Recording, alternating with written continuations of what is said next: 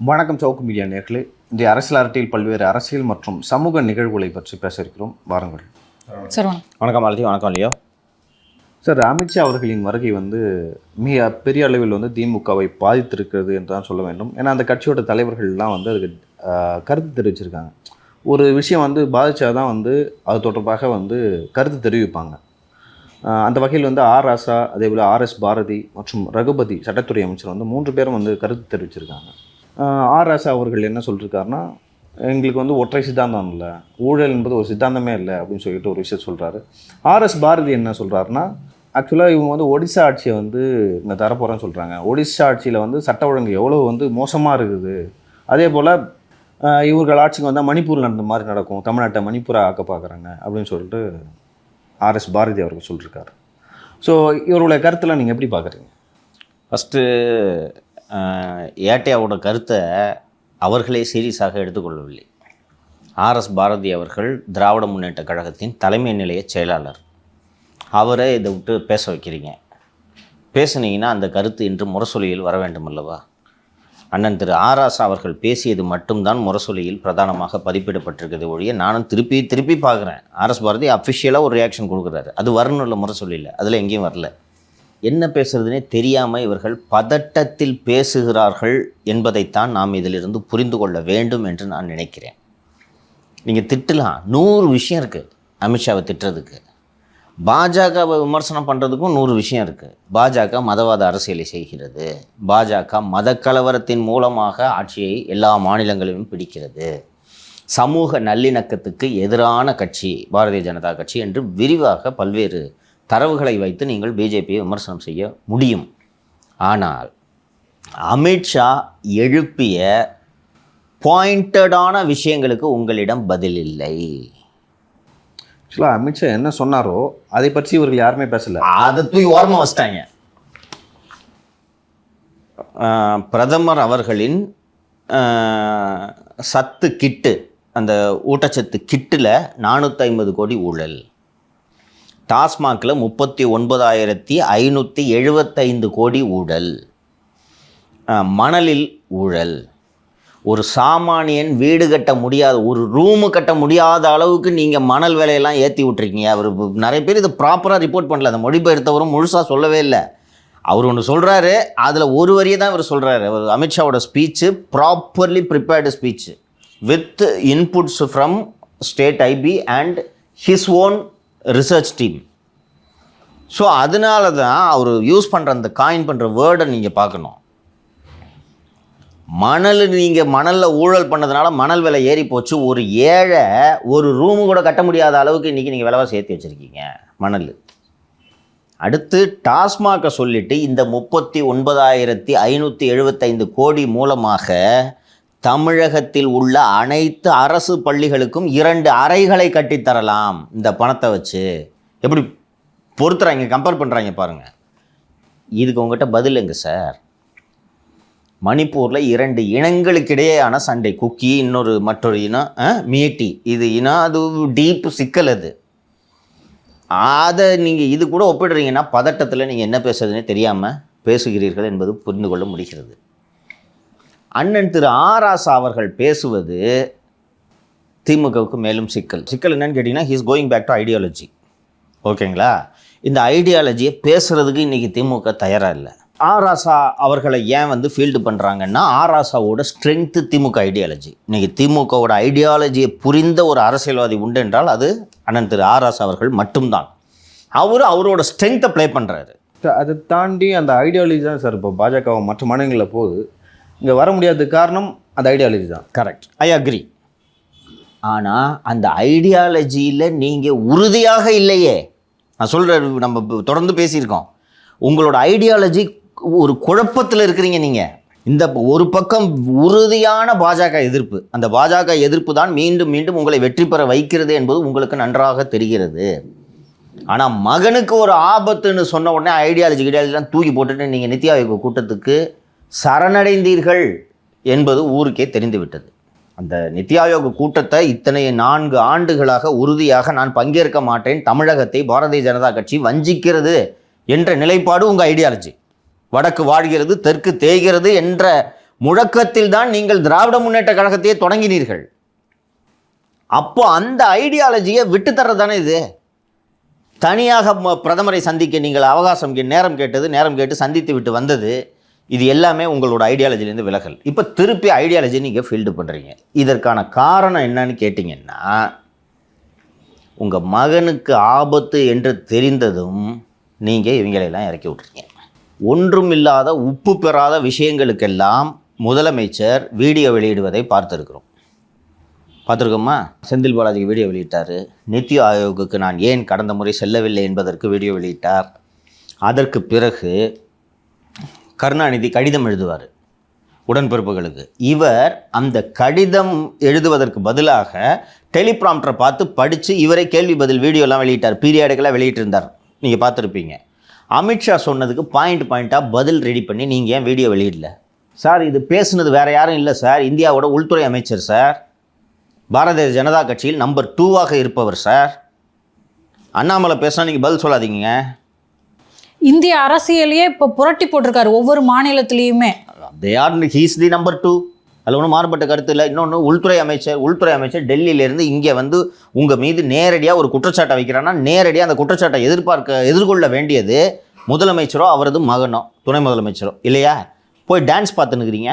பதட்டம் தெரியுது, டிஃபெண்ட் பண்ணணும்னு தெரியுது, ஏன் ஆராசாவையும் ஆர்எஸ் பாரதியும் இறக்கி விட்றீங்க?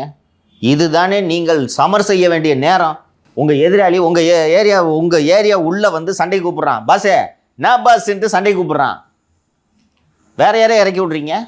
ஆர்எஸ் பாரதி ஆர்பி உதயகுமாருக்கு பதில் சொல்ல வேண்டும், ஆராசா வைகை செல்வனுக்கு பதில் சொல்ல வேண்டும், தங்கமணிக்கு பதில் சொல்ல வேண்டும், வேலுமணிக்கு பதில் சொல்ல வேண்டும். 4 துணை பொதுச் செயலாளர்கள் ஒருவர் தான் அண்ணன் A. Raja. when the home minister is coming to your turf, இதை நேரடியாக எதிர்கொண்டு அமித்ஷாவுக்கு எந்த ஷாவுக்கும் நாங்கள் அஞ்ச மாட்டோன்ட்டு நீங்கள் சொல்லுங்கள் சார். அமித்ஷா மதுரைக்கு வரும்போது தமிழ்நாடு எப்போவுமே அவுட் ஆஃப் கண்ட்ரோல்னு பேனர் வைக்கிறது வீரம் அல்ல. அமித்ஷா பேசியது ஒவ்வொன்றுக்கும் பதில் சொல்வது தான் உங்களது வீரம். இப்போ தான் மக்கள் உங்களை ஹீரோவாக பார்ப்பாங்க, உங்கள் தொண்டை உங்களை நம்புவான். பரவாயில்ல பாஸ், தில்லாக எதுக்குறாரு பார்த்தியா எங்கள் தலைவர்? எங்கே போனீங்க? ஏன் இவ்வளோ நாள் இல்லாமல் இன்றைக்கி ஏன் ஆராசாவை ஃபீல்டு பண்ணுறீங்க? பதட்டம் தெரியுதா? ஆராசாவுக்கு கொள்கை தான் தெரியும், கொள்கை பேசுகிறாரு, தத்துவத்தை பேசுகிறாரு. எல்லோருக்கும் எல்லாம் என்பது தான் திராவிட இயக்கங்க அப்படின்றாரு. அமித்ஷா சொன்ன குற்றச்சாட்டுக்கு பதிலுங்க சார். இப்படி சொல்லலாமாங்க சார்? அமித்ஷா வந்து தமிழக மக்களுக்கு அந்நியமாக பார்ப்பாங்க, அவர் பேச்சை பெரிய அளவில் எடுத்துக்க மாட்டாங்கன்னு அப்படி நீங்கள் நினைத்திருந்தால் ஒரே நாளில் திராவிட முன்னேற்ற கழகத்தின் 3 தலைவர்கள் ஏன் பத்திரிகையாளர்களை சந்தித்து அறிக்கை வெளியிடுகிறார்கள்? அதெல்லாம் சீரியஸாக எடுத்துக்க மாட்டாங்க. பஸ் நீங்கள் பாட்டு போக வேண்டியது தானே. ஃபஸ்ட்டு போகக்கூடாது. ஒரு ஹோம் மினிஸ்டரு கவர்மெண்ட்டில் நம்பர் 2ஆக இருக்கக்கூடியவர் வந்து உங்கள் டர்ஃபில் வந்து ஒரு குற்றச்சாட்டை சொல்லும்போது நீங்கள் அதற்கு பதில் சொல்ல கடமைப்பட்டு இருக்கிறீர்கள். பிரதமர் பத்திரிகையாளரை சந்திக்கிற 11 வருஷமாக சந்திக்கலைன்றதை விமர்சனம் வைக்கிறீங்களா? நீங்கள் சந்திக்க வேண்டியது தானே. நான் கேட்குறதுக்கு சிம்பிளாக பதில் சொல்லுமா. வழக்கமாக டெலிப்ராம்டரை பார்த்து படித்து வீடியோ வெளியிடுறீங்களா இல்லையா? அதே மாதிரி டெலிப்ராம்டரை பார்த்து ஏன் நீங்கள் நேற்று ஒரு வீடியோ அமித்ஷாவுக்கு பாயிண்ட்டாக ரிபட்டல் ஏன் கொடுக்கல? எந்த ஊழலும் டாஸ்மாகில் நடைபெறவில்லைன்னு ரகுபதி அறிக்கை விட்டார், ஞாபகம் இருக்கா? முத்துசாமி சொன்னார், ஞாபகம் இருக்கா? இதை முதல்வர் ஏன் சொல்லலை? ஏன் சார் சொல்லலை? மாட்டிக்குவீங்க. உண்மை இருக்குது, உங்களுக்கு தெரியும். இல்லை, அட்லீஸ்ட் அதை டிஃபெண்ட் பண்ணுறதுக்குனாச்சும் லைக் முதலமைச்சர் அப்படி சொல்லும்பொழுது அது அமித்ஷாவோட கருத்தை நீர்த்து போக செய்யும்ல sir. Exactly, you got point. இதை தான் நான் சொல்கிறேன், பழிவாங்கும் நடவடிக்கைன்னு சொல்லலாம். இதைத்தான் நான் சொல்கிறேன். நீ சொல்கிறது கரெக்டு. நான் ஆமாங்க பண்ணியிருக்கவங்க ஊழல் அப்படின்னு உங்களை யாரும் சொல்லலை. எந்த திருடன்ட்டு ஒத்துட்ருக்கான்? You are a leader. எந்த ஊழலும் நடைபெறவில்லை. 2Gயில் வந்து எப்படி குற்றம் சாட்டினார்களோ அவ்வளோதான், அதே போல் இதுலேயும் குற்றம் சாட்டுறாங்க தான். அவ்வளோதான்.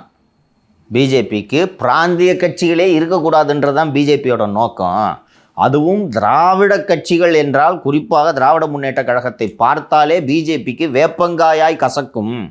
எந்த விதமான ஊழலும் டாஸ்மாகில் நடைபெறவில்லை, மணலில் எந்த ஊழலும் நடைபெறவில்லை. குறைந்தது இப்போ டெம்பரரியாவது சொல்லல. உச்சநீதிமன்றமே இதனால் தான் தடை செய்திருக்கிறது. உருட்டலாமா? ஸ்டே வெக்கேட் ஆகும்போது வேறு. இப்போ உருட்ட முடியுமா? முடியாதா? முடியும். உள்துறை அமைச்சர் சொல்வது உண்மையானால் உச்சநீதிமன்றம் ஏன் இந்த வழக்கு விசாரணையை தடை செய்தது? இன்னைக்கு நீங்கள் அமித்ஷாவை ரிப்பீட் பண்ணதா ஆயிடுமா? Where is the leader? போர் தொடங்கிருச்சு. அந்த பக்கம் அந்த அந்த படையின் உச்சபட்ச தளபதி முன்னால் வந்து நின்று சண்டைக்கு உங்களை அழைக்கிறார். நீங்கள் சிப்பாய் அனுப்புகிறீங்க. இல்லை அந்த படை தளபதிக்கு சிப்பாயே போதும்னு நினைக்கிறாங்களா திராவிட கழகத்தின் சார்பாக? அது தவறான அணுகுமுறையாக தெரியலையா? அப்போது நீங்கள் சொல்கிறதும் ஒரு வகையில் லாஜிக் நான் ஏற்றுக்கிறேன். சிப்பாயே போதும்னு நினைக்கிற மாதிரி இருந்தால் நீங்கள் உண்மையான படை தளபதியாக உங்களை நிறுவி இருக்கிறீர்களா? குறைஞ்சது தொண்டனா, திமுக தொண்டனா நான் சொல்லணும். ஏன்பா அமித்ஷாக்கெல்லாம் ஆர்எஸ் பாரதி போதும் பண்ணுறதா ஒரு இதாக சொல்லணும். நீங்கள் அது மாதிரி எத்தனை இடத்துல முன்னாடி நின்று சண்டை பண்ணியிருக்கீங்க. ஸ்டாலின் என்றால் நினைவுக்கு வருவது குளத்தூர் டான்ஸ் தான் எனக்கு தெரிஞ்சு. பிறகு அந்த தொட்டுப்பார் சிண்டிப்பார் வீடியோ. நீங்கள் அப்படிப்பட்ட ஆள் இல்லை. கருணாநிதி முன்னால் நின்று சமர் செய்வார். உடன்பிறப்பே அமித்ஷா அவர்கள் ஒன்றை புரிந்து கொள்ள வேண்டும். தமிழகம் ஒரு ஆன்மீக பூமி உருட்டுவார் கருணாநிதி. அந்த காலத்திலேயே கந்த புராணம் என்ற இலக்கியத்தை படைத்தது தமிழ் கூறும் நல்லுலகம். இவர்கள் வந்து முருகனுக்கு மாநாடு எடுக்கிறார்களாம். எங்கள் கடவுள் முருகனுக்காக நாங்கள் நடத்தாத இயக்கமா? எனது ஆருயிர் நண்பர் எம்ஜிஆர் அவர்கள் ஆட்சி காலத்திலே பழனி கோவிலிலே வேல் காணாமல் போன போது அதற்காக நீதி கேட்டு நெடும்பயணம் சென்றவன் இந்த கருணாநிதி. முருகனின் வேலுக்காக போராட்டம் நடத்தியவன் இந்த கருணாநிதி. நீங்கள் எங்களுக்கு முருகனை பற்றி சொல்லிக் கொடுக்கிறீர்களா? கழக அரசின் நலத்திட்டங்களை கண்டு அஞ்சி கழக அரசின் மீது குறை சொல்வதற்கு ஒன்றுமே இல்லை என்ற காரணத்தால் டாஸ்மார்க்கிலே ஊழல் என்று புழுகுகிறார்கள் விபீடனர்கள். தாண்டி வந்து அரசியல் ஆலய நுழைவு போராட்டம், அந்த ஈக்குவாலிட்டிலாம் கொண்டு வந்தது திராவிட கழகம். அதை பெரியாரின் தம்பிகள் நாங்கள். எந்த ஒரு ஆரிய கூட்டத்துக்கும் அஞ்ச மாட்டோம். கலைஞர் சொல்றார். இவர்கள் சொல்வது போல டாஸ்மாகிலே ஊழல் நடைபெற்றிருந்தால் உச்சநீதிமன்றம் கடந்த வாரம் இவர்களுக்கு சம்மட்டி அடி அடித்ததே அதை உள்துறை அமைச்சர் நினைவு கூற வேண்டும் என்று இப்படி சொல்லிட்டு அந்த பட்டு காலில் விழுந்துருவார். ஓ விடுங்க பாஸ், இதுதான் அரசியல். அட்லீஸ்ட் தொண்டை தலைவர் பார்த்தியா பிச்சுட்டார் பார்த்தியா அமித்ஷாவன்னும். இன்றைக்கி அது போல் எங்கே இருக்கிறது? கட்சிக்கு ஆர்எஸ் பாரதி தலைவரா, ரகுபதி தலைவரா, ஆராசா தலைவரா? மகன் என்ன செய்து கொண்டிருக்கிறார்? நீங்கள் மோடிக்கும் பயப்பட மாட்டோம், ஈடிக்கும் பயப்பட மாட்டோம்னு அன்றைக்கி சொன்னீங்கல்ல, இன்றைக்கி சொல்லுங்க. அமித்ஷாவின் மிரட்டலுக்கு நாங்கள் அஞ்ச மாட்டோம் என்ற வார்த்தை உதயநிதி வாயிலிருந்து வந்திருக்க வேண்டுமா இல்லையா? யார் சொல்லணும்? ஆக்சுவலாக இவர்கள் வந்து தவறு செய்துவிட்டாங்க, ஆதாரம் இருக்குது, நாளைக்கு வந்து அமலாக்கத்துறையோ இல்லை வேறு எந்த ஏஜென்சியோ வந்து கைது பண்ணலாம். அதை வந்து எப்படி அனுதாபமாக மாற்றணும் அந்த கட்சிக்கு? அதுக்கு நீ ஃபவுண்டேஷன் போடணும். ஒன்றுமா இந்த மாதிரி தான் டெல்லியில் பண்ணாங்க, அங்கே பண்ணாங்க, இங்கே பண்ணாங்க, மகாராஷ்டிராவில் பண்ணாங்க அப்படின்னு சொல்லிட்டு அந்த அனுதாபத்தை தேடக்கூட வந்து திமுக வந்து முயற்சிக்கவே இல்லை. இப்போது நாளைக்கு உதயநிதியை கைது பண்ணுறாங்க. தமிழ்நாட்டில் மிகப்பெரிய போராட்டம் நடக்க வேண்டும். அந்த போராட்டம் நடைபெறுவதற்கான களத்தை நீங்கள் இங்கே உருவாக்க வேண்டும். திடீர்னு வந்து தூக்கிட்டு போயிடுவாங்க. அப்போது நான் சிரிப்பேன், நீங்களும் சிரிப்பீங்க தானே? உதயநிதி கைது பண்ண இல்லையா? முன்னால் ஓப்பி இல்லை. ஸோ அதுக்கான கிரவுண்ட் எங்கே ரெடி பண்ணுறீங்க? இப்போ அன்சேலஞ்சாக போச்சா? அமித்ஷா சொன்னது 39,575 கோடி டாஸ்மாகில் ஊழல். ஃபஸ்ட்டு இந்த நம்பர் எங்கேருந்து கொண்டு வந்தார் அவர்? So he has got evidence. உங்கள் பயம் லேசாக வெளியில் தெரிய ஆரம்பிச்சிச்சு, தெரியுதா? இதோடு தொடர்ச்சியாக அடுத்த விஷயத்தை சொல்லிவிடுகிறேன். இன்று மார்க்சிஸ்ட் கம்யூனிஸ்ட் கட்சியின் செயலாளர் தோழர் சண்முகம் அவர்கள் திராவிட முன்னேற்ற கழகம் கூடுதல் இடங்களை தர வேண்டும். கடந்த சட்டப்பேரவை தேர்தலில் அதிமுக பாஜக கூட்டணி வெற்றி பெற்றுவிடக்கூடாது என்பதற்காக குறைந்த இடங்களில் போட்டியிட மார்க்சிஸ்ட் கம்யூனிஸ்ட் கட்சி சம்மதித்தது. இந்த முறை அதுபோல நடக்காது, கூடுதல் இடங்களை ஒதுக்க வேண்டும் என்று கூட்டணி கட்சியிலிருந்து முதல் கலக குரல் தொடங்கிவிட்டது. இப்போ கூட்டணிக்குள்ளேயே ஒரு கூட்டணி அமைய போகிறது. அதற்கான முதல் குரல் சண்முகத்திடமிருந்து எழுந்திருக்கிறது. கூட்டணிக்குள்ளே கூட்டணினா எந்த மாதிரி சார் அமையும்? சிபிஎம், சிபிஐ, விசிகே, மனிதநேய மக்கள் கட்சி, காங்கிரஸ்லாம் வராது அதுக்குள்ள. அவங்க திமுக அவங்க பக்கெட்டு கொடுத்து கூட போயிட்டு வாங்க அவங்க திமுக கிட்ட. அவங்களுக்கு இந்த பிரச்சனைலாம் கிடையவே கிடையாது. காங்கிரஸ் தலைமை முடிவெடுக்கும், இவர் பட்ஜெட்டுக்காரர், இவர் நீ ஏங்க 20 சீட்டு வேணாங்க 10 கொடுங்க நீங்கள் போதுங்க அப்படின்றவார் இவர். ஸோ இவர்கள் எல்லாம் சேர்ந்து இவங்க உள்ள ஒரு பிளாக் ஃபார்ம் பண்ணி திமுகவின் மீது அழுத்தத்தை ஏற்படுத்த போகிறார்கள். ஏனென்றால் திராவிட முன்னேற்ற கழகம் இப்போதுதான் மிக பலவீனமான சூழலில் இருக்கிறது. எப்போ ஆரம்பிக்கிறார் பார் Shanmugam, the timing is important. இப்போ இவர் சண்முகம் அவர் இருக்காரு, அவர் திருமாவளவன்கிட்ட பேசிட்டு நான் இந்த மாதிரி பேசுகிறேன். Meeting of minds is enough. இது ஒரு காமன் அஜெண்டா. பேசி இருக்கலாம், பேச வேண்டும் என்ற தேவையே இல்லை என்கிறேன். சார் இப்போ சார் அமித்ஷா வந்து பேசிட்டு போயிட்டாரு, ஓகேவா? நம்ம தொடர்ந்து சொல்லிக்கிட்டு இருக்கோம் காங்கிரஸை கழட்டி விடு அப்படின்றது தான் திமுக முன்னாடி வைக்கப்படும் கோரிக்கையாக இருக்கும் அப்படின்றது. ஸோ இதை அங்கே இருக்க காங்கிரஸ் எப்படி சார் பார்ப்பாங்க? இன்னைக்கு காங்கிரஸும் அவர்களுக்கான ஆப்ஷனை க்ளோஸ் பண்ணிட்டாங்கல்ல. பிஜேபி கூட்டணியிலிருந்து எப்போது அண்ணா திராவிட முன்னேற்ற கழகம் வெளியே வந்ததோ அப்போது நீங்கள் அண்ணா திராவிட முன்னேற்ற கழகத்தை நோக்கி உங்கள் கரங்களை நீட்டியிருக்க வேண்டும். ஒரு ஆப்ஷன் நாங்கள் விலக்கி விட்றோன்னு சொல்லிட்டாங்க. You should try your chances. சரி, 39 சீட்டு ஜெயிச்சிட்டீங்க. தென் அண்ட் ஒரு எம்பி கூட இந்த கூட்டணியில் இல்லை. ஒருவேளை சந்திரபாபு நாயுடுவோ நிதிஷ்குமாரோ ஆதரவை வாபஸ் வாங்கினால் ஓடோடி சென்று முதலில் ஆதரவு கரம் நீட்டுவது திராவிட முன்னேற்ற கழகமாகத்தான் இருக்கும் என்பது காங்கிரஸ் தலைமைக்கு மிக நன்றாக தெரியும். நீங்கள் உதயசூரியன் சின்னத்தில் நின்று ஜெயிக்கல, உங்களுக்கு எந்த நெருக்கடியும் கிடையாது. உங்களோட 12 எம்பி உங்ககிட்ட தான் இருக்குது. அப்போதாவது நீங்கள் அண்ணா திராவிட முன்னேற்ற கழகத்தை அணுகி சட்டப்பேரவை தேர்தலை நாம் ஒன்றாக சந்திக்கலாம் என்ற முடிவை எடுத்திருக்கலாமா கூடாதா? Edappadi had an open mind at that time. பாஜக வந்து வெளியேறிய பிறகு வந்து எல்லா கூடயும் வந்து பேசப்பட்டது. பார்லிமெண்ட் போய் டெல்லிக்கு போய் அமித்ஷாவை பார்க்கறதுக்கு முன்னாடி வரைக்கும் காங்கிரஸ் அங்கே வந்திருந்தாங்கன்னா எடப்பாடி பிஜேபி அணுகிருக்க மாட்டார். நான் சொல்கிறேன், அந்த மாதிரி மைண்ட் செட்டில் இருந்தார் அவர். ஆனால் வெளிப்படுத்தலையே சார் எங்க. அவர் வெளிப்படுத்தலைன்னா என்ன நடந்தது என்று தெரியும். எல்லா விஷயங்களையும் பொதுவெளியில் சொல்ல முடியாது. He had an open mind, அவ்வளோதான் சொல்ல முடியும். He was exploring all options. Why did they keep quiet? திமுகவுக்கு அடிமை சாசனம் எழுதி கொடுத்துட்டு இருந்தீங்க. இன்றைக்கி இந்த ஏற்கனவே உங்களுக்கு 20 சீட்டு கொடுத்தா இந்த வாட்டி 10 சீட்டு வாங்கிக்கேன்னு சொன்னால் காங்கிரஸுக்கு என்ன ஆப்ஷன்? மார்க்சிஸ்ட் கம்யூனிஸ்ட் கட்சியை பொறுத்த வரைக்கும் சொல்கிறேன், நான் ஏற்கனவேவும் சொல்லியிருக்கிறேன். நம்பர் குறைஞ்சிச்சு, திருப்பி அதே 6 வாங்குங்கன்னா நாங்கள் தனியாக தோக்குறோன்னு தெரிஞ்சு தனியாக போட்டியிடக்கூடிய கட்சி மார்க்சிஸ்ட் கம்யூனிஸ்ட் கட்சி. நாங்கள் இந்த தேர்தலை மக்களிடையே பிரச்சாரம் செய்வதற்கான ஒரு யுக்தியாக எடுத்துக்கொள்கிறோம்னு அவங்க பாட்டுக்கு போய் தனியாக நின்று வம்புக்கு பிரச்சாரம் பண்ணுவாங்க. எங்களுக்கு கண்டிப்பாக எம்எல்ஏ ஆகணுன்ற கட்டாயம்லாம் எங்களுக்கு ஒன்றும் இல்லை. வெங்கடேசன் இருக்கலாம், ஆனால் எங்களுக்கு இல்லை. நாங்கள் தனியாக போய் பிரச்சாரம் பண்ணுறோன்னு கட்சி அந்த முடிவை எடுக்கும். அதுக்கு தான் 10 மாதம் முன்னாடி சண்முகம் ஆரம்பிக்கிறாரு. ஏன் இந்த நேரத்தில் ஆரம்பிக்கிறாங்கன்னா திமுக இஸ் அட் இஸ்ட் வீக்கஸ்ட் மூமெண்ட். திமுக கூட்டணி கட்சி இல்லைன்னா திமுகவில் ஒரு நாளும் ஜெயிக்க முடியாது. இன்றைக்கி வரைக்கும் அவங்க பேசுவது கூட்டணி வலுவாக இருக்குது, கூட்டணி வலுவாக இருக்குது, கூட்டணி வலுவாக இருக்குன்னு. அந்த வலுவாக இருக்கிற கூட்டணிக்கு முதல் அடியை சண்முகம் இன்னைக்கு கொடுத்துருக்குறாரு. சார் அமித்ஷா அவர்கள் வந்து இங்கே வந்து பேசினப்போ என்ன சொன்னாங்க, தமிழர் அப்படின்னு பேசுகிறாங்க. ஆனால் அதே பார்த்திங்கன்னா ஒடிசாவில் தமிழர் வி.கே. பாண்டியன் முதலமைச்சராகிறதுக்கான வாய்ப்புகள்லாம் இருக்கும்போது அவரை வச்சு தான் கட்சியை உடைச்சாங்க, அவங்கள தோக்கடிச்சாங்க அப்படின்ற மாதிரி இவங்களோட டிஃபென்ஸ் இருக்குது. கரெக்டு தான், உண்மைதான். ஒடிசாவை ஒரு தமிழன் ஆள்வதா என்று பிஜேபி ஒடிசாவில் பேசியதா என்றால் ஆமாம் பேசியது. ஏன் பேசியது? அது ஒடிசா மாநில தேர்தல். எங்களை போன்ற தமிழார்வம் மிக்கவர்களை நீங்கள் பார்க்கவே முடியாது என்று இப்போது பிஜேபி பேசுகிறது. ஏன் பேசுகிறது? இது தமிழ்நாட்டு தேர்தல், இவ்வளவுதான். நான் தான் சொல்லிட்டேனே, ஒவ்வொரு மாநிலத்துக்கும் ஏற்றது போல தேர்தல் உத்திகளை வகுக்கும். நீங்கள் நவீன் பட்நாயக்குக்கு அளிக்கும் வாக்கு பாண்டியனுக்கு அளிக்கும் வாக்கு. பூரி ஜெகநாதர் ஆலயத்தின் சாவியை தமிழ்நாட்டுக்கு ஒப்படைத்ததாக அர்த்தம்னா ஒடிசாவில் இருக்கவன் பூரா காண்டாவான மாட்டானா? ஆமாம், இந்த சீஃப் மினிஸ்டர் இந்த ஆள் தான் கண்ட்ரோல் பண்ணுறதா எல்லாம் பேசிகிட்டு இருக்காங்க. எடுபட்டதா? சீஃப் மினிஸ்டர் போக வேண்டிய ஹெலிகாப்டரில் ஒரு ஐஏஎஸ் ஆஃபீஸர் வந்து போயிட்டு இன்னும் எல்லாரையும் கட்சியை கண்ட்ரோல் பண்ணிட்டு இருக்கிறார். எடுபட்டதா? ஈஸி இல்லை. நான் ஏற்கனவே சொன்னேன்ல, நீங்கள் கேட்டீங்க ஏன் சார் மேற்கு வங்கத்தில் ஊழலை பற்றி பேசக்கூடாதுன்னா, அது கஷ்டமா இது ஈஸிம்மா. திரு நவீன் பட்நாயக் அவர்கள் ஆட்சியிலையும் ஏகப்பட்ட ஊழல்கள், நிர்வாக சீர்கேடுகள் இதெல்லாம் இருந்திருக்கலாம். அதெல்லாம் விட பூரி, அதுவும் பாருங்கள் மற்றது கூட இல்லை, பூரி ஜெகநாதர் ஆலயத்தின் சாவியை ஒரு தமிழரிடம் ஒப்படைத்து அது தமிழ்நாட்டுக்கு போகிறது. இது இந்த முஸ்லீம் இந்துக்களை பெண்களோட தாலி எடுத்து முஸ்லீம்கிட்ட கொடுக்குறது மாதிரி. ஒடிசா தேர்தல் முடிஞ்சிருச்சு. அவர் அந்த பாண்டியன் வந்து அரசியலை விட்டு விலகுறேன்ட்டார்.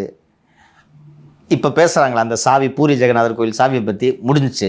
இப்போ தமிழ்நாட்டுக்கு வந்திருக்கிறார்கள். இப்போ வந்து இன்றைக்கி ஒடிசா பற்றி பேசணுமா, பாண்டியனை பற்றி பேசணுமா? இப்போ என்ன பேசுவார்கள் என்றால், காலையில் எழுந்ததும் அமித்ஷா 2 திருக்குறள் படித்துவிட்டு தான் அந்த நாளை தொடங்குகிறார், இந்தி மொழிபெயர்ப்பை படித்து கொண்டிருக்கிறார்னு. நீங்கள் அடுத்த ஏப்ரல் வரைக்கும் நீங்கள் பிஜேபியினரை போன்ற தமிழ் ஆர்வலர்களை பார்க்கவே முடியாது. இங்கே இருக்கிற தமிழ் வாத்தியாரெல்லாம் தோற்று போயிடுவான். பார்க்குறீங்களா? அதுக்கு நிறைய உதாரணம் இருக்குது. நீங்கள் கோவாவில் பார்த்தீங்கன்னா, கோவாவில் வந்து பீஃப்ன்றது அங்கே சாப்பிடுவாங்க. பீஃப் நார்த் ஈஸ்ட்டில் சாப்பிடுவாங்க. அங்கே போய் வந்து நீங்கள் பீஃப் பாலிடிக்ஸ் திறக்க மாட்டாங்க. அங்கே போய் இந்த பீஃபை கேரளாலையும் திறக்க மாட்டாங்க. கேரளாவில் வந்து சில கிறிஸ்தவர்களே வந்து பிஜேபி கேண்டிடேட்டாக இருப்பாங்க. கோவாவில் அந்த மாதிரி வந்து கிறிஸ்டியன்ஸ்லாம் வந்து பிஜேபி கேண்டிடேட்டாக இருப்பாங்க. நீங்கள் அங்கெல்லாம் வந்து லைக் அது இடத்துக்கு வந்த மாதிரி வேஷம் போடுறது. அங்கே போய் மதம் மாற்றம்ன்ற வார்த்தையே கேரளாவில் வராது, நார்த் ஈஸ்டில் வராது, கோவாவில் வராது, ரைட்டா? யூபியில் வரும், ஹரியானாவில் வரும், மத்திய பிரதேசத்தில் வரும், ராஜஸ்தானில் வரும், அவ்வளோதான். அதுதான் சார் கேட்குறாங்க. தமிழ்னு சொல்கிறீங்கல்ல, இங்கே வந்து கீழடியில் அந்த வேலைகள்லாம் நடக்க விடாமல் அந்த டாக்குமெண்ட்ஸ் எல்லாம் நிறுத்தி வச்சுருக்கீங்க. இவ்வளோ நாள் நிறுத்தினாங்கம்மா, எலெக்ஷன் வந்துருச்சு, இனிமேல் அவர்களே கீழடி தொல்லியல் ஆய்வறிஞர்களாக மாறுவார்கள். அதிக நிதி கொடுக்குறோம், தோன்றோன்னு வாங்க வந்து தேவைப்பட்ட அமித்ஷாவே கையில் கொளுத்து எடுத்துன்னு வந்து கீழடியில் நானே ஆய்வு பண்ணுறேன்னு வந்துடுவார். பார்க்குறீங்களா? அதான் சொல்கிறேனே, இவர்களை போன்ற தமிழர்களை நீங்கள் அடுத்த ஏப்ரல் வரை பார்க்க முடியாது. இப்போ இந்த இரட்டை வேடத்தை எக்ஸ்போஸ் பண்ணுறாங்க இல்லையா டிஎம்கே, எடுபடாது. தொடர்ந்து ஜெயிச்சிட்டு இருக்காங்க ஒடிசா மக்கள். அது எப்படி பூரி ஜெகநாதரோட ஆலயத்தை ஒரு ஐஏஎஸ் ஆஃபீஸர் தான் அவர், சிஎமோட பிஏவா இருக்காரு, அதுக்காக கோயில் சாவி எடுத்துக்க முடியுமா இருந்தாலே? அதுவும் அங்கே இருக்க நகையெல்லாம் தொலைஞ்சு போச்சு, அதை மறைக்கிறதுக்கு தான் இப்போ இந்த சாவி இவங்க வச்சுக்கிட்டாங்க அப்படின்னு சொல்லிட்டாங்க. லாஜிக்கா? அவ்வளவு பெரிய புராதன கோவிலின் சொத்துக்களை அவ்வளவு எளிதா களவாடுவது அவ்வளவு எளிதா? ஆனால் பொது ஜனம் அதை யோசிக்காது. அவரும் இதே கேள்வியை கேட்டாரு, ஏங்க நாங்கள் ஓப்பன் பண்ணி கொடுக்குறோங்க எல்லாமே இருக்கு, பாதி நகை எடுத்துட்டு போயிட்டாங்க, அவ்வளோதான் போச்சு, பாதி நகை தமிழ்நாட்டுக்கு எடுத்துட்டு போயிட்டாங்க. இன்னைக்கு அமித்ஷா பேசும்போது ஒரு விஷயத்தை சொன்னார். தமிழர்களின் சின்னமான, தமிழர்களை பெருமைப்படுத்தக்கூடிய செங்கோலை மோடிஜி அவர்கள் புதிய பாராளுமன்ற கட்டடத்திற்கு எடுத்து சென்றார். அதற்கு தமிழக முதல்வர் ஸ்டாலின் நன்றி சொன்னாரா? எப்படி டிசைனாக வர்றாங்க பார்த்தீங்களா? இதனால தான் ஜெயிக்கிறாங்க. பாமர மக்கள் இவ்வளவு கூர்மையாக சிந்திக்க மாட்டார்கள். அது எப்படிப்பா இந்து பெண்கள் கழுத்தில் இருக்க தாலியை எப்படிப்பா எடுத்துகிட்டு போய் முஸ்லீம்கிட்ட கொடுக்க முடியுன்றது எளிமையான கேள்வி. இவங்க செய்வாங்க காங்கிரஸ்.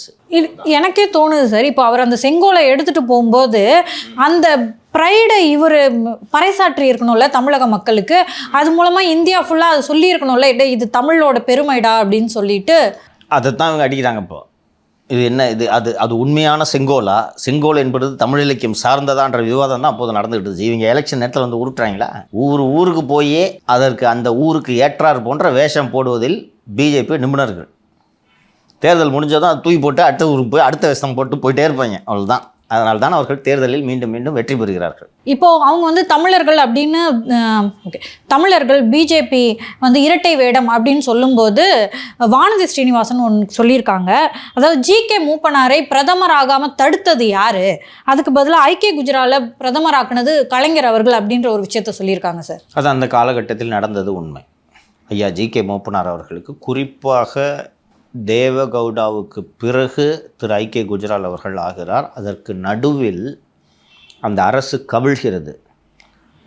அதுக்கு நடுவில் வந்து ஜெயின் கமிஷன், ராஜீவ்காந்தி கொலை தொடர்பான சதித்திட்டத்தை விசாரிப்பதற்காக உருவாக்கப்பட்ட ஜெயின் கமிஷன் வருகிறது. அந்த காலகட்டத்தில் காங்கிரஸ் கட்சியின் தலைவராக திரு சீதாராம் கேசரி அவர்கள் இருக்கிறார்.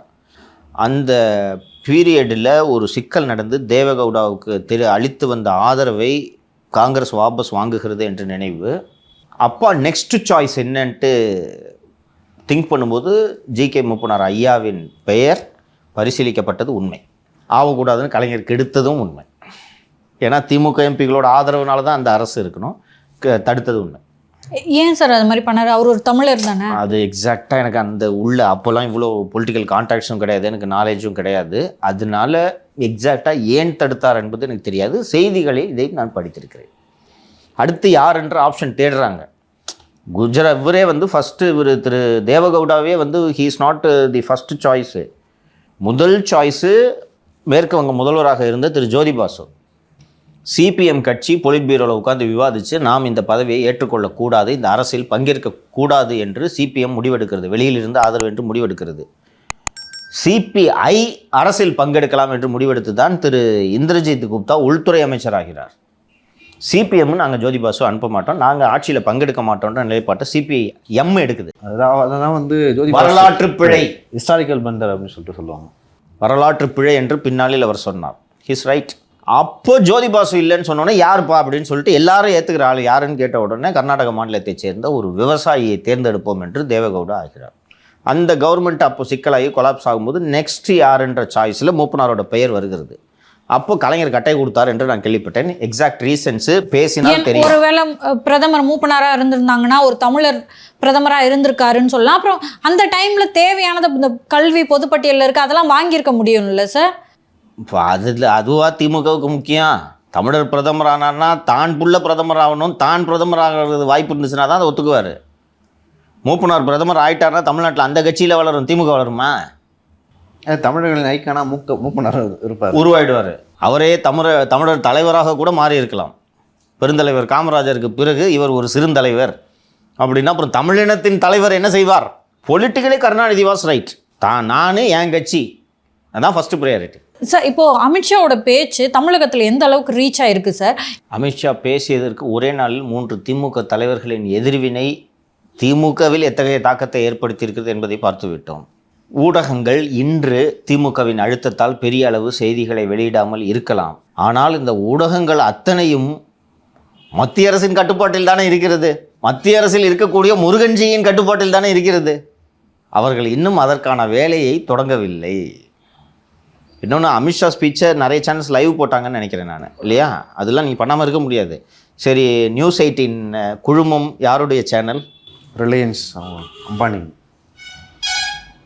போடாமல் இருப்பாங்களா? கல்யாண சுந்தரத்தையே எடுத்துக்குங்க. முருகன் கிட்டேருந்து ஃபோன் வந்துச்சுன்னா கல்யாண சுந்தரம் சார் என்ன மாதிரி ஒரு ஒரு ஒரு தீவிரமான சங்கியை நீங்கள் பார்க்கவே முடியாதுன்னு கல்யாண சுந்தரம் சொல்லுவார். ஷக்கீல் எனக்கு ஃபோனை போட்டேன்னா சார் பேர் தான் சார் நியூஸ் தமிழ், நான் நியூஸ் ஹிந்தின்னு ஆரம்பிக்கலான் இருந்தேன்னு வரும். லைசன்ஸை பிடிங்கிடுவாங்க. கரெக்டாக இல்லையாப்பா? தாண்டி அழுத்தம் வரும் சார், கொஞ்சம் ப்ரெஷர் போட்டாவே மாறிடுவாங்க சார். ப்ரெஷர்லாம் போட வேணாம், ஹலோனா போதும், ஜி அப்படின்னாங்க. அடுத்தடுத்து நடக்கும். இப்போவே இது impact. This is the first meeting. நான் நேற்றே சொன்னேன், மாதம் வரப்போகிறாருன்னு சொன்னேன். அடுத்தடுத்து என்ன தாக்கம் இருக்க போகிறது என்பதை வரக்கூடிய நாட்களில் பார்க்கலாம். பட் திமுகவோட ரியாக்ஷன் எனக்கு, அவங்க தோல்வி கண் முன்னாடி எனக்கு தெரியுதுமா. நீங்கள் என்ன இப்படி பேசுகிறேன்ட்டு நீங்கள் நினைக்கலாம். நீங்கள் ஒரு வருஷம் கழித்து நீங்கள் இதை ரீகால் பண்ணி பாருங்கள். ஒரு விஷயம் வருது, ஒரு ஆள் உங்கள் ஊருக்கு வந்து இவ்வளோ திருடி இருக்காங்கப்பா அப்படின்னு சொல்கிறான். அதை இவங்க எதிர்கொள்ள விதத்தில் இருந்தே இவர்களோட தோல்வியை நான் உறுதி செய்கிறேன். தோல்வி வந்து ஒப்புக்கொள்கிற மாதிரி.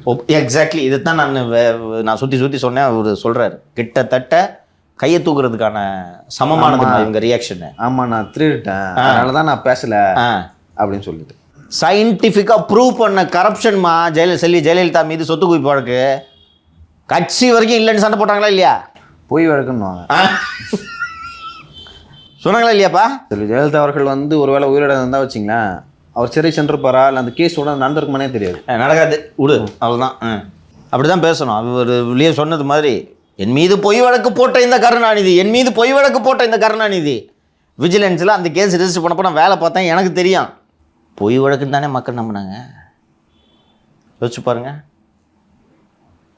ஏம்மா, வருமானம் 1.5 கோடி, செலவு 3 கோடி, சொத்து 66 கோடி. இதான் வழக்கு. என் மீது பொய் வழக்கு போட்ட இந்த கருணாநிதி, தீய சக்தி திமுக. எது எடுபட்டுச்சு? அதானே பாலிடிக்ஸு. 39,575 கோடின்னு ஒரு நம்பரை சொல்கிறாரு. மணிப்பூர் ஆகிடும்ன்றீங்க. CM and deputy CM should have faced it head on. முன்னாடி நின்று நீங்களாம் பின்னாடி வாங்கப்பா, நான் சொல்கிறேன் பதில். இப்படி இருக்கணும் சார். இப்போயே ஒரு நோட் போடு, ஒரு ஹிண்ட் கொடுங்க. நான் சிறை சென்றாலும் செல்வேனே தவிர யாருக்கும் அடிபணிய மாட்டேன். பிஜேபியின் மிரட்டலுக்கு அஞ்ச மாட்டேன். இந்த மோமெண்ட் வரைக்கும் ரத்தீஷை எப்படி காப்பாற்றுவது என்பதை தவிர சின்னவருக்கு வேறு சிந்தனையே இல்லை. விளங்குமா? ஒரு அரசவையில் இருக்கிறீங்க, இது மாதிரி 100 சிப்பாய்கள் கிடைப்பார்கள். ரத்தீஷை தியாகம் செய்துவிட்டு தூக்கி அடுத்த ரத்தீஷ் போனால் சுத்தீஷு, சதீஷு, ரதீஷை காப்பாற்றுறதை பற்றி தான் 24 மணி நேரம் சிந்தனை ஆலோசனையா. சார் ரத்தீஷை காப்பாத்துறதுன்றது தன்னைத்தானே காப்பாத்திக்கிறது தானே. ஒருவேளை ரத்தீஷ் அப்ரூவர் ஆனார்னா நீங்கள் தப்பிக்க முடியாது, புரிஞ்சுங்க. அதை நீங்கள் தப்பிக்க முடியாது. அதை எதிர்கொள்ளும் போது அட்லீஸ்ட் பிரேவாக ஒரு லியோ சொன்னதை நீங்கள் செய்யணும். இந்த மிரட்டலுக்கெல்லாம் திராவிட முன்னேற்ற கழகம் அஞ்சாது. பேசுவீங்கல்ல, மிஸ்ஸாவை பார்த்தாங்க கிஸ்ஸாவை பார்த்தாங்கன்னு பேசுவார்ல, அது மாதிரி பேசணும். கடைசி வரைக்கும் அப்படி தானே பேசினார் கேஜ்ரிவால், ஞாபகம் இருக்கா? இந்த மிரட்டலுக்கு அஞ்ச மாட்டேன்னு. At least he put up a brave face till elections. கொஞ்சம் காங்கிரஸ் கூட சமரசமாக போயிருந்தாருன்னா ஜெயிச்சிருக்கலாம் ஆம் ஆத்மி. கரெக்டாப்பா? இப்போ யோசிச்சிருப்பார் கெஜ்ரிவால். சார் நீண்ட நாட்களாக வந்து இதை பற்றி நம்ம பேசிட்டு இருந்தோம். அதாவது தமிழக வெற்றி கழகத்தில் வந்து அருண்ராஜ் உட்பட 5 பேர் வந்து சேர்ந்துருக்காங்க. இது வந்து தமிழக வெற்றி கழகத்துக்கு எந்த அளவுக்கு பலம், அதிமுக மற்றும் திமுக இதை எப்படி பார்க்குறாங்க? தாவேக உருவானதற்கு திரு அருண்ராஜ் அவர்கள் ஒரு முக்கிய காரணம் என்பது பலருக்கு தெரியாது. எந்த வகையில்? ஏன்னா விஜய் மக்கள் இயக்கம் வந்து அப்போ 10-15 வருஷத்துக்கு முன்னாடி விஜய் அவர்கள் வந்து ஆரம்பிச்சிட்டார். அவர் ஆரம்பிக்கும் போதே இது வந்து எதிர்காலத்தில் வந்து கட்சியாக மாறும் அப்படின்னு சொல்லித்தான் அவருடைய ஆதரவாளர்கள் இப்போ இருக்கவங்களாம் சொல்கிறாங்க. ஏன்னா அதில் ரசிகர் மன்றத்தில் இருந்தவங்களாம் வந்து நான் பேசியிருக்கேன். அப்பொழுதே அவங்க சொன்னாங்க. இதுக்கும் ஐஆர்எஸ் அருண் அவர்களுக்கும் என்ன சம்பந்தம்? சினிமாவை விட்டு விட்டு முழுநேர அரசியலுக்கு வரலாம் என்று திரு விஜய் அவர்கள் எடுத்த முடிவுக்கு திரு அருண்ராஜ் அவர்கள் ஒரு வகையில் காரணமாக இருந்தார். நான் உங்களோடு 24 மணி நேரமும் இருக்க முடியாது, 24 மணி நேரமும் நீங்கள் உங்களுக்கு ஒரு ஆலோசகரை வைத்துக்கொள்ள வேண்டும் என்று ஜான் ஆரோக்கியசாமியே திரு அருண்ராஜ் அவர்கள் தான் அறிமுகப்படுத்துகிறார்.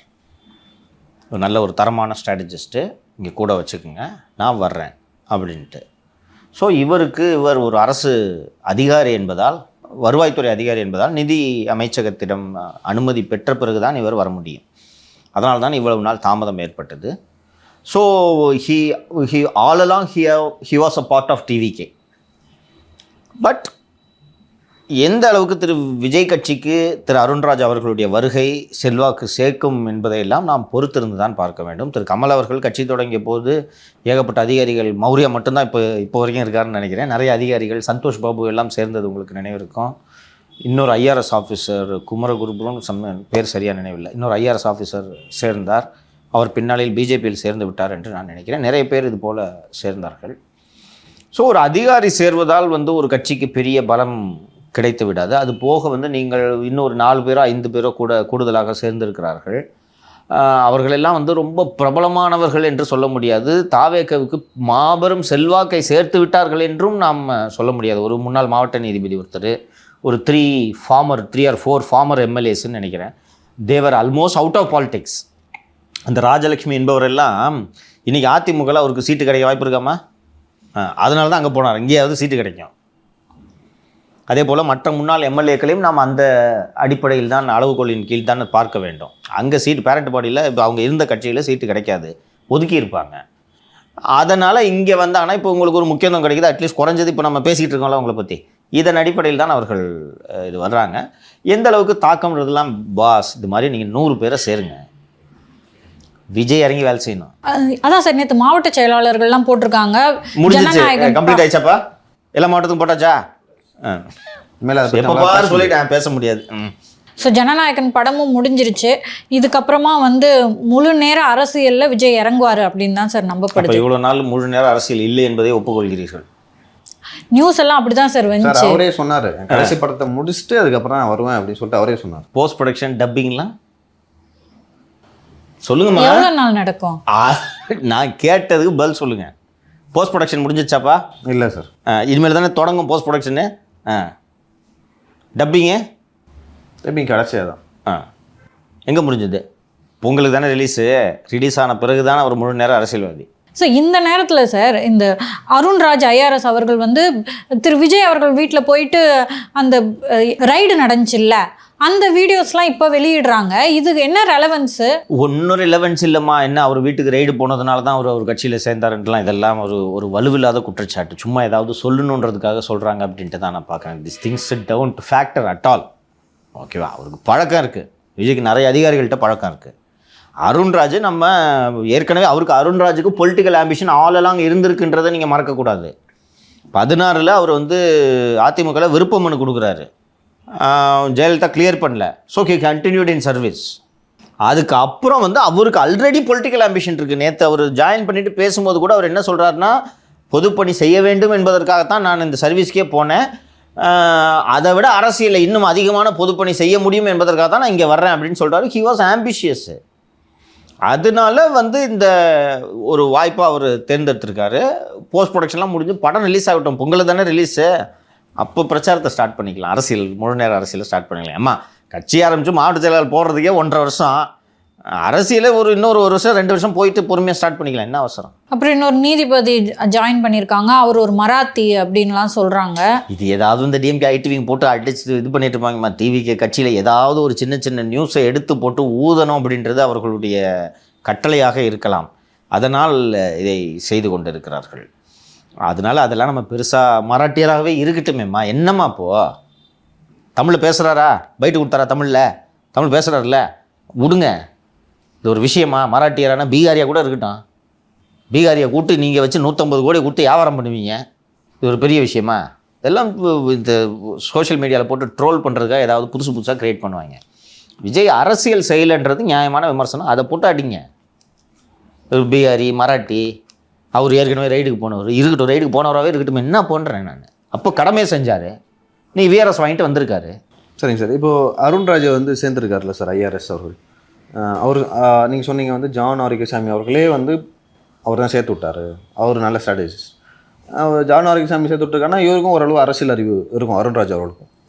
இதன் பிறகு வந்து அந்த கட்சி வந்து எப்படி செயல்படும் நீங்கள் நினைக்கிறீங்க? எனக்கு நம்பிக்கை இல்லை. நம்பிக்கை இல்லை. 1.5 வருஷமாக உங்களோட செயல்பாடுகளை வைத்து தான் அடுத்த ஃப்யூச்சரில் நீங்கள் எப்படி செயல்பட போகிறீங்கன்னு அதை வச்சு தான் நம்ம அசஸ் பண்ண முடியும். 1.5 வருஷமாக உங்களோட செயல்பாடு புவர் அண்ட் பத்தட்டிக். அருண்ராஜோடு விஜய் அவர்கள் தொடர்பில் தான் இருந்தார் எப்போதும். நீங்கள் என்ன செயல்பட்டீங்க? அப்படி நீங்கள் உங்களோட இந்த 1.5 வருஷமாக உங்களோட செயல்பாடுகள் என்ன என்பதை பார்த்தால் பரிதாபகரமாக இருக்கிறது. ஒரு கட்சிக்கு நிர்வாகிகள், கட்சியின் உட்கட்டமைப்பு ரொம்ப முக்கியன்றது நமக்கும் தெரியும், விஜய்க்கும் தெரியும். இது போகிறதுக்கு 1.5 வருஷமா? இன்னைக்கு காலையில் ஒருத்தட்ட பேசினேன், இப்போது இந்த ஷோ ஆரம்பிக்கிறதுக்கு முன்னாடி ஒருத்தட்ட பேசினேன், பாஸ் இந்த பூத் வேலையில் தான் பாஸ் பிஸியாக இருக்கேன் அப்படின்றார் அவர். விரட்டிக்கிட்டு இருக்காராம். நான் நேற்று ஷோலையும் முந்தின நாள் தெரியும் சொன்னேன்னு நினைக்கிறேன், 15க்குள்ளே கட் ஆஃபாக தான் அவர் அந்த எடப்பாடி சொன்னது வேலை செய்யுது. 15ஆம் தேதிக்குள்ளே பூத்து வேலையை முடிக்காதவங்க உங்கள் பேர் நமது அம்மாவில் இருக்கான்னு பார்த்துக்குங்க. எவ்வளோ பெரிய ஆளாக இருந்தாலும் விடமாட்டேன்னு சொன்னதில் அவங்க பறந்து பெரிய பெரிய லீடர்ஸ்ட்டை நான் பேசினாலும் சார் பூத்து வேலையில் இருக்கேன்னு சொல்கிறாங்க. நீங்கள் ஜாலியாக இருக்கிறீங்க. என்ன உங்கள் மூஞ்ச காமிச்சா ஓட்டு போட்டுருவாங்க இந்த ஜனங்கன்ட்டு நான் அவ்வளோ நம்பிக்கை உங்களுக்கு? ஒரு சூப்பர் ஸ்டாராக ஆகிறதுக்கே நீங்கள் 25 வருஷம் உழைச்சிட்டு தான் வந்திருக்கின்றதை மறந்துடாதீங்க. அந்த காலத்தில் ஒரு புகழ்பெற்ற ஒரு இலக்கிய பாடலில் தான் விஜய் அவர்களுடைய அரசியல் வாழ்க்கையே தொடங்குகிறது என்று நினைக்கிறேன். தொட்டப்பட்டா ரோட்டு மேலே முட்டை பரோட்டா என்ற அந்த பாடல். இந்த பாடலை பாடியவர் உங்கள் கரெக்டாப்பா, இந்த பாடலை பாடியவர் உங்கள் விஜய் அப்படின்ட்டு போட்டுக்குவார். இப்படி 20 வருஷம் நடிச்சிங்க, நீங்கள் குப்பை படத்தில் நடிச்சிங்க, உழைச்சிங்க, இன்னைக்கு சூப்பர் ஸ்டார், அசைக்க முடியாத சூப்பர் ஸ்டார். இன்னைக்கு நீங்கள் அரசியலில் மட்டும் எப்படி சார் வந்து 1.5 வருஷம் வேலையே சிஎம் ஆகிடுவீங்க? திருப்பி எடப்பாடி பழனிசாமி சாதாரண கிளைக்கழக செயலாளர் இன்னைக்கு வரைக்கும் சொல்லிருக்காருல, நிலைக்காது.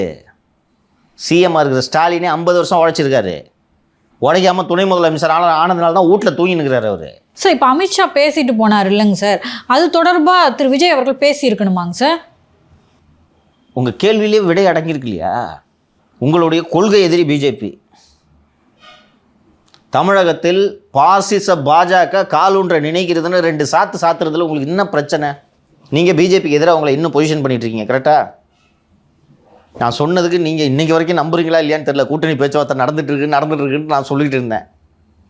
இப்போது தான் அமித்ஷா தெளிவாக நடந்துகிட்டு இருந்துச்சு, it didn't work out. Amit Shah Vijay வேண்டியதில்லை என்ற முடிவை கோர் கமிட்டி மீட்டிங்கில் சொல்லிட்டாருன்னு நான் சொன்னேன். ஸோ டாக்ஸ் ஆர் நாட் ஹேப்பனிங்ன்றது விஜய்க்கு தெரியும். What prevents you from attacking BJP? Amit Shah அவர்கள் பேசும்போது திருப்பரங்குன்றம் மலையை சிக்கந்தர் மலையாக மாற்றுவதற்கு திராவிட முன்னேற்ற கழகம் முயற்சி செய்கிறதுன்றது ஒரு ரிலீஜியஸான குற்றச்சாட்டை தூக்கி அடிக்கிறாரு. நான் சொன்னேன்னா ஏற்கனவே சைஸாக உருட்டுவாங்கன்னு சொன்னேன்னா, அங்கே நேரடி சண்டை மேற்கு வங்கத்தில், வட இந்தியா முழுக்க நேரடியாக இந்து கத்திரமேக இந்து மதத்துக்கு முஸ்லீம்களால் ஆபத்துன்றதால் அங்கே நேரடியாக, இங்கே வந்து சொன்னால் என்ன ஆபத்துன்னு வாங்க, நல்லா தானே இருக்கோம் நாங்கள். இன்னும் ஆபத்து, அது எப்படி அழிக்க முடியும் அப்படின்வாங்க. 3000 வருஷமாக பழமையான மதம் நீங்கள் சொல்கிறீங்க, இத்தனை வருஷமாக அழியாத மதம் இந்த நான் இந்த 10 முஸ்லீமால் அழிஞ்சிருமா அப்படின்னு நம்ம ஆளுங்க திருப்பி கேட்பாங்க. இங்கே அது எடுபடாது. இது கேட்சியாக இருக்கா? திருப்பரங்குன்றம் மலையை சிக்கந்தர் மலையாக மாற்றுவதற்கு திமுக முயல்கிறது. ஒரு நல்ல தலைவராக இருந்தால் அவர் திமுக அட்டாக் பண்ணுறான்றது வேறு. ஆனால் இது மதவாத கருத்தா இல்லையா? இதை மட்டும் நீங்கள் அட்டாக் பண்ணலாமா இல்லையா? என்ன பண்ணுறீங்க? இதுக்கு அருண்ராஜ் வந்து சொன்னால் தான் தெரியுமா உங்களுக்கு? ஜான் எழுதி கொடுத்துருக்க மாட்டாரா? ஏன் பண்ணல? பட் அது எப்படி சொல்லுது சார், இப்போ வந்து நான் தமிழகத்தில் ஆட்சி பிடிக்கினா எனக்கு டிஎம்கே அட்டாக் பண்ண போதும், ஏன்னா அவங்க தான் ரூலிங் பார்ட்டி. இப்போ நான் பிஜேபி, இப்போ ஆக்சுவலாக அமித்ஷா அவர்கள் வந்ததே வந்து திமுக அட்டாக் பண்ணுறது. அப்படி இருக்கும்போது நாம் எதுக்கு வந்து தேவையில்லாமல் தலையிடணும்? அதையாவது குறைஞ்சபட்சம் சொல்லியிருக்கலாம்ல, பார்த்தீங்களா திமுக இந்த தவறை பண்ணியிருக்குன்னு அவர் சுட்டி காட்டி இருந்திருக்கணும்ல சார். அவர் உங்கள் கொள்கை எதிரி என்பதைத்தான் மீண்டும் மீண்டும் சொல்லி கொண்டிருக்கிறீர்கள். அந்த கட்சியின் துணை பொதுச் செயலாளர் திரு ஆதவர்ஜுனா துணை பொதுச் செயலாளர் தானே? இல்லை அவர் வந்து தேர்தல் பிரச்சார பரப்புரை பொதுச் செயலாளர். சரி, புது போஸ்டாக இருக்குது. சரி எவருங்க அதெல்லாம் எதுக்கு? ஆதவர்ஜுன் மற்றும் திரு நிர்மல்குமார் ஆகியோர் பத்திரிகையாளர்களை சந்தித்து சொன்னாங்களா கொள்கை எதிரிகளோட கூட்டணி கிடையாதுன்னு சொன்னாங்களா? கொள்கை எதிரி. ஏன் கொள்கை எதிரி? மதவாத கட்சி என்பதால் அவர்கள் கொள்கை எதிரி. கரெக்டா? அப்போ அந்த உங்களுடைய கொள்கை எதிரி இங்கே வந்து மதவாதத்தை விதைக்குது. உள்துறை அமைச்சர் வந்து விதைக்கிறாரு மதுரையில். விமர்சனம் பண்ணுறதுனால உங்களோட ஸ்டேச்சர் இன்னும் உயரத்தானே செய்யும். நீங்கள் எந்த சிறுபான்மையினர் வாக்குகளை குறிவைக்கிறீர்களோ அந்த சிறுபான்மையினர் மகிழ்வார்களா இல்லையா? ஒரு அரசியல்வாதி கிடைக்கிற ஆப்பர்ச்சுனிட்டிலாம் யூஸ் பண்ணுமா இல்லையாம்மா? இல்லை, ஃபஸ்ட்டு கிடைக்கிற ஆப்பர்ச்சுனிட்டிலாம் யூஸ் பண்ணணும். ஆப்பர்ச்சுனிட்டி இல்லைன்னா உருவாக்கணும். 2 பேரும் எதிரின்னு முடிவாச்சுன்னா சும்மா அடிக்கணும். நியூஸில் இருந்துக்கிட்டே இருக்கணும். கரெக்டா? நீங்கள் சொல்வது போல் 1 மணி நேரத்துக்கு ஒரு முறை அலாரம் அடிக்கும் குருவி போல் வந்து விட்டு போய் விடுவீர்களா? கூட்டணிக்கு நீங்கள் கூட்டணி இல்லைன்ட்டு அமித்ஷா சொன்னார்ன்றது விஜய்க்கும் தெரியும், சுஜய் ரெட்டி சொல்லியிருப்பார். அப்போ ஒரு ஸ்டாண்ட் எடுக்கிறது உங்களுக்கு என்ன டிஃபிகல்ட்டி? அப்போ ஒரு நிலைப்பாடு எடுக்கிறதுக்கே நீங்கள் மாத கணக்கில் யோசிச்சுன்னு இருப்பீங்க. மாவட்ட செயலாளர் போடுறதுக்கு 1.5 வருஷம். என்ன மேன் சிரிக்கிற? இல்லை, நம்ம போடாததுக்கு முன்னாடி திட்டுறோம், போட்ட முன்னாடி திட்டுறோம். இந்த டிலேவை பாயிண்ட் அவுட் பண்ணி தானேப்பா ஆகும். ஆளா இல்லை? ஏன் இவ்வளோ டிலே சொல்லு நீ? அதாவது அந்த பகுதியில் ஏதாவது சிக்கல் இருந்திருக்கலாம், தெரியல. அப்போ அந்த சிக்கலை உங்களுக்கு தீர்க்க முடியல தானே? ஆமாம். அப்போ குறைந்தபட்சம் இந்த சிக்கலை தீர்க்க முடியல, நாட்டை ஆண்டுருவீங்களா? நீங்கள் தேர்தலை ஜெயிச்சிருவீங்களா? உன் கட்சி நிர்வாகியை போடுறதுக்கு இவ்வளவு பிரச்சனைகளை சந்திக்க முடியாமல் தாமதம் பண்ணுற நீங்கள் 234 தொகுதியில் கேண்டிடேட் போட்டு சிஎம் ஆகிடுவீங்க. இது நாங்கள் நம்பணும். இல்லை, ஒரு வருஷத்தில் பிரச்சாரம் செஞ்சு ஒரு வயசில் அவங்க ஒர்க் எலெக்ஷன் ஓகே ஸ்டார்ட் பண்ணல, ஆனால் அவங்க ஆட்சியை பிடிக்கணும் அப்படின்னுங்கிறாங்க. அதான் நான் சொன்னேன், தொட்டப்பட்டா ரோட்டு மேலே முட்டை போராட்டாவிலிருந்து சூப்பர் ஸ்டார் ஆகிறதுக்கு 25 வருஷம் உழைச்சிருக்கீங்க. அந்த புகழ் இதில் யூஸ் ஆகும்னு நினைக்கிறாங்க சார். இது வேறு ஃபீல்டு, அது வேறு ஃபீல்டு, ரெண்டும் ஒன்றும் இல்லை. எல்லா ஃபீல்டுக்குமே உழைக்கணுமா? எல்லா ஃபீல்டுக்கும் உழைக்கணும். எம்ஜிஆர் திராவிட முன்னேற்ற கழகம் என்ற கட்சியில் பல ஆண்டுகள் உழைத்த பிறகுதான் கட்சி தொடங்கி முதலமைச்சரானார். அதுவும் அவர் பொருளாளராக இருந்தால் அப்போ சட்டமன்ற உறுப்பினராக இருந்தார் எம்ஜிஆர்.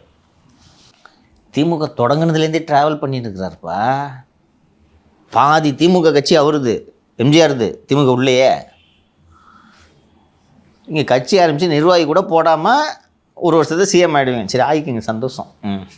சார், நேற்றைய தினம் வந்து தாம்பரத்தில் அரசு சேவை இல்லம், அதாவது அங்கே வந்து தங்கி படிக்கிற குழந்தைகளை வந்து பாலியல் வன்புணர்வு செய்யப்பட்டதாக ஒருவர் வந்து கைது செய்யப்பட்டிருக்கிறார். அந்த சிறுமிக்கு வந்து 14 வயசு. அங்கே வேலை செய்கிற 14 ஆண்டுகளாக வேலை செய்கிற ஒரு காவலாளி இதுக்கு முயற்சித்தார், பாலியல் வன்புணர்வு செய்ய முயற்சித்தார். அந்த பொண்ணை வந்து கூச்சலிட்டதால் அவன் தப்பிச்சு போயிட்டான். அப்புறம் சிசிடிவி கேமரா வைத்து வந்து கண்டுபிடிக்கப்பட்டதாக அந்த காவலாளி அவர்களை வந்து கைது செய்யப்பட்டிருக்காங்க. நம்ம தொடர்ந்து பேசிக்கிட்டு வரோம், சென்னையில் தொடர்ந்து இந்த மாதிரியான சம்பவங்கள் நடந்தது. இந்த மாதிரியான சம்பவங்களை வந்து தடுக்கிறதுக்கு எந்த ஒரு எப்படி சொல்கிறது ஒரு ஸ்ட்ராங்கான நடவடிக்கை அரசு எடுக்கலை. சட்டம் ஒழுங்கு சீர்கெட்டு போயிருக்கு, போலீஸ்ட்டை வந்து ஒரு டிசிப்ளின் இல்லை அப்படின்னு சொல்லிட்டு பேசிட்டு வரீங்க. இந்த சம்பவத்தை நம்ம எப்படி எடுத்துக்கிறது சார்? ஃபஸ்ட்டு அந்த காவலாளி தான் அக்யூஸ்டா என்பதிலேயே எனக்கு ஏராளமான சந்தேகங்கள் இருக்கிறது. ஏன் சார் அப்படி சொல்கிறீங்க? என்னென்னா, அந்த சமூக நலத்துறைக்கு பொறுப்பான அமைச்சர் திருமதி கீதா ஜீவன் அவர்கள் பத்திரிகையாளர்களை சந்திக்கும்போது 14 வருஷமாக நல்லா தான் வேலை பார்த்துருந்தார், இப்போ ஏன் இப்படி பண்ணார்ன்றது எங்களுக்கு தெரியல, விசாரிக்கிறோன்றது போல் அவர் சொல்லியிருந்தார். That is a government home. அந்த ஹோமில் இது போல் பெண்கள் வந்து தொடர்ந்து பல ஆண்டுகளாக தொடர்ந்து எப்போதும் பெண்கள் தங்க வைக்கப்படுவார்கள். ஹோமில், கவர்மெண்ட் ஹோமில் வந்து பெண்கள் தங்குறாங்கனாலே அவர்களுக்கு ஆதரவு இல்லை என்று தான் பொருள். இந்த பாதிக்கப்பட்ட விக்டிமே நீங்கள் எடுத்துக்கிட்டிங்கன்னா, அவர் தந்தை இறந்து போனதுனால பிள்ளையை கூட வச்சுக்க முடியாமல் அவங்க தாய் வந்து இங்கே விட்டுட்டு போனாங்க என்று நான் செய்திகளின் வாயிலாக புரிந்து கொள்கிறேன். 14 இப்போ 50 வயசு, அந்த அரெஸ்டான அந்த அக்யூஸ்டுக்கு வந்து 50 வயது. 14 வருஷமாக இன்னொன்று இந்த மாதிரி தூங்கிக்கிட்டு இருக்க ஒரு பெண்ணிட்டம் வந்து மொலஸ்டேஷன் பண்ணுறதுக்கு தூக்கிட்டு போகிறதுன்ற இந்த மாதிரி ஹேபிட்னா ஒரு நாளில் ஒரு ஆளுக்கு இந்த புத்தி வராது. ஒரு பெர்வர்ட்டாக இருக்கவன் தான் இதை பண்ண முடியும். ஒரு பெர்வர்ட்டாக இருக்கவன் ஒரு நாளில் பெர்வர்ட்டாக ஆக மாட்டான். அண்ட் அந்த பெண்ணை தூக்கிட்டு போய் மொலஸ் பண்ண ட்ரை பண்ணும்போது ஏற்பட்ட மோதலில் அல்லது கைகலப்பில் அந்த பெண்ணோட காலில் எலும்பு முறிவு ஏற்பட்டு இருக்கிறது என்று ஊடகங்களில் செய்திகள் தெரிவிக்கிறது. ஹோமோட செக்யூரிட்டியாக வேலை செய்கிறவன் இத்தனை வருஷமாக 14 வருஷமாக இது எதுவுமே பண்ணாமல் சிசிடிவி இருக்கிறது செக்யூரிட்டிக்கு தெரியாதா? அண்டு மாஸ்க் அணிந்திருந்தான் அந்த அஃபண்டர் என்று ஒரு செய்தியும் வெளியே வந்திருக்கிறது. ஸோ மாஸ்க் அணிஞ்சிக்கிட்டு போய் உள்ளே இன்னொன்று செக்யூரிட்டியாக இருக்கவன் சாதாரணமாக உள்ளே போயிட்டு வருவான். மாஸ்க் அணிஞ்சிக்கிட்டு போய் சிசிடிவி, இன்னொன்று செக்யூரிட்டியாக இருக்கிறவனுக்கு எங்கே சிசிடிவி இருக்குன்னு தெரியும், சிசிடிவி மேலே ஒரு துண்டை போட்டுட்டு போனான்னா முடிஞ்சு போச்சு. கரெக்டுங்களா? காலெல்லாம் உடையிற அளவுக்கு ஒரு பண்ணனா இது எங்கே போய் முடியும்னு தெரியும். வெதர் அந்த கைதாக இருக்கிற காவலாளி தான் உண்மையான அக்யூஸ்டா அப்படின்றதே சந்தேகமாக இருக்கிறது. எனக்கு தினமலர் 4/8 முதல் பக்கத்தில் செய்தி வந்திருக்கிறது. மருத்துவமனையில் அனுமதிக்கப்பட்டுள்ள மாணவியிடம் அனுமதியின்றி டாக்டர்கள் நர்ஸுகளே பேசக்கூடாது தான். ட்ரீட்மெண்ட் இருக்குது அந்த பொண்ணு, டாக்டர் நர்ஸே பேசக்கூடாது தான்.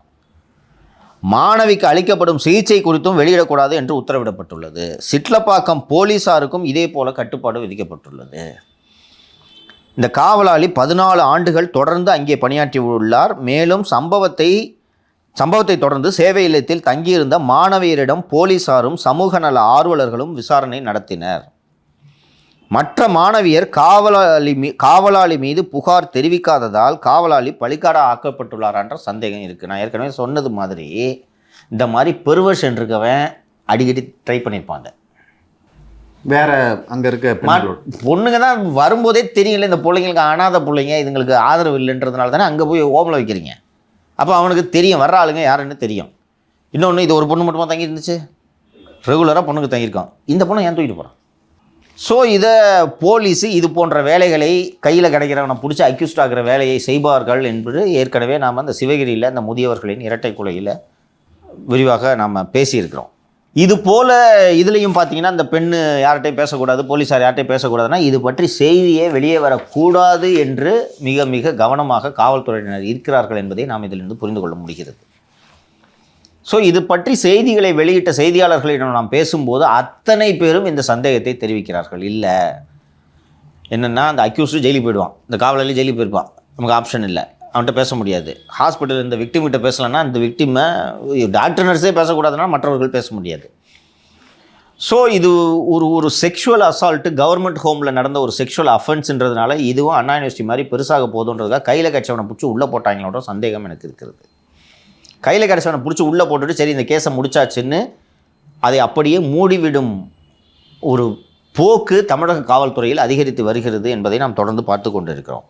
நாமக்கல் மாவட்டத்தில் சாமியாத்தாள் என்ற ஒரு பெண் வந்து தாக்கப்பட்டு கொலை செய்யப்பட்டது பற்றி எடப்பாடி அறிக்கை விட்டிருக்கிறார்.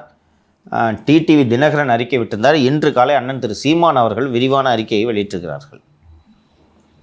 நேற்று நாமக்கல் மாவட்ட காவல்துறையிலிருந்து ஒரு செய்தி குறிப்பு வெளியாகிறது. பரமத்தி வேலூர் சப்டிவிஷன் டிஎஸ்பி தலைமையில் ஒரு ஸ்பெஷல் டீம் போடப்பட்டு விசாரணை நடைபெற்று வருகிறது. புலன் விசாரணை முடியும் முன்பே இவ்வாறான தவறான தகவல்களையும் புலன் விசாரணைக்கு குழப்பம் விளைவிக்கும் வகையிலும் சமூக ஊடக மற்றும் காட்சி ஊடகத்தில் தவறான தகவல்களை யாரும் பதிவிட வேண்டாம் என்று கேட்டுக்கொள்ளப்படுகிறது. This is fine. அவ்வாறு பதிவு செய்பவர்கள் மீது சட்டப்படியான நடவடிக்கை மேற்கொள்ளப்படும் என்று நாமக்கல் மாவட்ட காவல்துறை சார்பாக எச்சரிக்கை விடப்படுகிறதுனா இது வெளிப்படையான மிரட்டலா இல்லையா? நான் ஏற்கனவே திரு சிவசுப்ரமணியம் அவர்களை சொன்னேன். அது சிவசுப்ரமணியம் தொடர்ந்து இந்த ஈரோடு கொங்கு மர்டர்ஸை பற்றி டீட்டெயிலாக ஸ்டோரி பண்ணி ஃபேக் அக்யூஸ்டை பிடிச்சி ஏற்கனவே ஃபேக் அக்யூஸ்டை பிடிச்சதை என்ன பண்ணுறதுன்னு தெரியாமல் முடிச்சுட்டு உட்காந்துருக்குறாங்கன்றதை நான் சொன்னேன். இப்போது நீங்கள் இந்த மாதிரி ஃபேக் அக்யூஸ்டை வழக்கில் கைது செய்கிறது என்ன புதுசாக பண்ணிட்டு தானே இருக்கீங்க. இப்போ வசமாக கொங்கு மர்டர்ஸில் மாட்டிட்டு தானே உட்காந்துருக்கீங்க. அதே கொங்கு பகுதியில் தானே இந்த கொலையும் நடந்திருக்கிறது. இதை பற்றி யாரும் பேசக்கூடாது, பேசினாங்கன்னா எஃப்ஐஆர் போடுவேன்னு சொல்லி மிரட்டினா என்ன நினச்சிட்டு இருக்கிறாரு?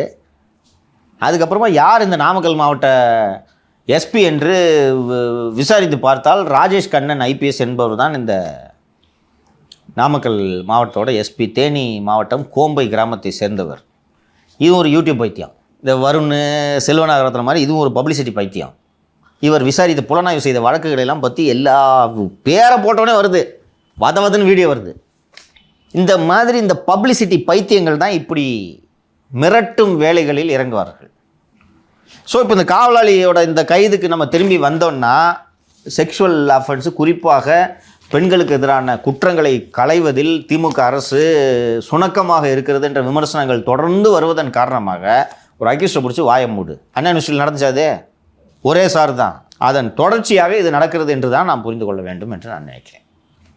அண்டு முதல்வர் தலையிட்டு இது போல காவல்துறை முதல்வரும் சரி, திரு சங்கர்ஜிவாலும் சரி, இது போல அறிக்கை வெளியிடக்கூடிய பத்திரிகையாளர்களை மிரட்டும் அதிகாரிகளை கண்டித்து வைக்க வேண்டியது. என்னங்க பழக்க வழக்கம்?